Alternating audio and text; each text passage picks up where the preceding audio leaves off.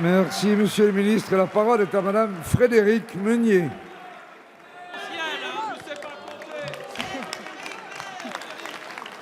Bien.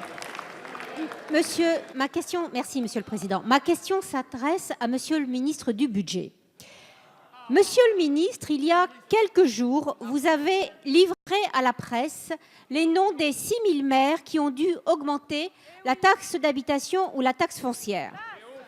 Vous et le Premier ministre avez publiquement pointé ces maires du doigt, dans la pure logique du name and shame, c'est-à-dire dénoncer et humilier que votre gouvernement ne cesse de promouvoir. Tout cela a été le point de départ d'une campagne absolument immonde et odieuse de délation des maires sur les réseaux sociaux. Cette campagne, largement relayée par certains militants En Marche, s'appelle « Balance ton maire », calquée sur « Balance ton port ». Pour les élus locaux qui ont fait le choix d'augmenter la taxe d'habitation, quelle honte! Cette démarche est inadmissible de la part d'un ministre, d'un ancien maire comme vous. Vous flattez le populisme, vous livrez des maires à la vindicte populaire.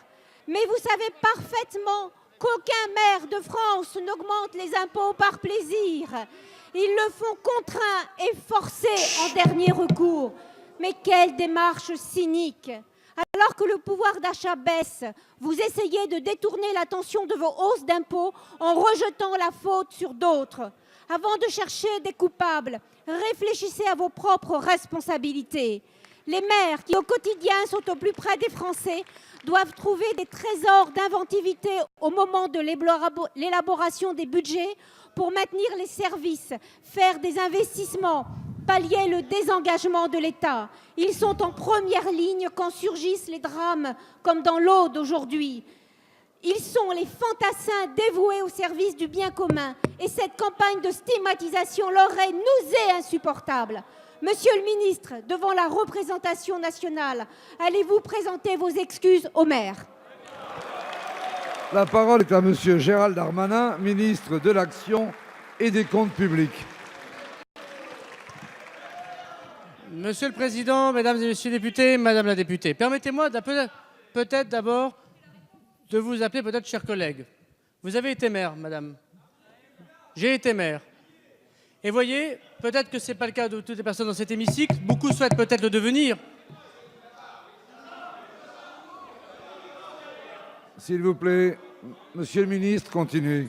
Et comme le Premier ministre qui a été maire, comme le ministre de l'Intérieur qui a été maire, comme beaucoup de membres du gouvernement qui l'ont été, nous avons le plus profond respect pour tous les élus locaux de France.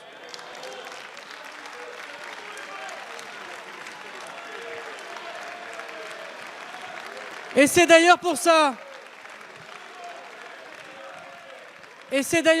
Madame la députée, tout en trouvant effectivement que ce hashtag est insultant pour les élus de la République, qu'avec le Premier ministre, nous souhaitons particulièrement féliciter les 30 000 maires qui n'ont pas augmenté les taux de taxe d'habitation.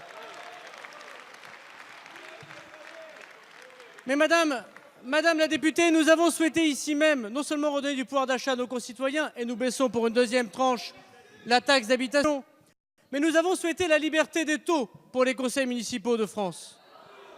Et la liberté va avec la responsabilité. Il n'y a pas de mise en vindicte, Madame la députée, de dire que des conseils municipaux, et c'est bien leur droit le plus strict, augmentent leurs taux ou non. D'ailleurs, dans votre groupe politique, un certain nombre de vos amis souhaitent être maires. Quand M. Ciotti attaque M. Estrosi sur l'augmentation des impôts, il ne jette pas M. Estrosi. Il ne jette pas M. Estrosi à la vindicte. Il critique sa politique municipale. Et M. Estrosi a raison de dire peut-être à ce moment-là, reprenant vos arguments, qu'il est un peu populiste.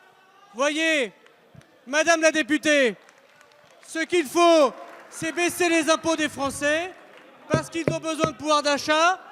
Sur les feuilles des impôts, ils voient bien qui fait les efforts pour baisser les dépenses publiques.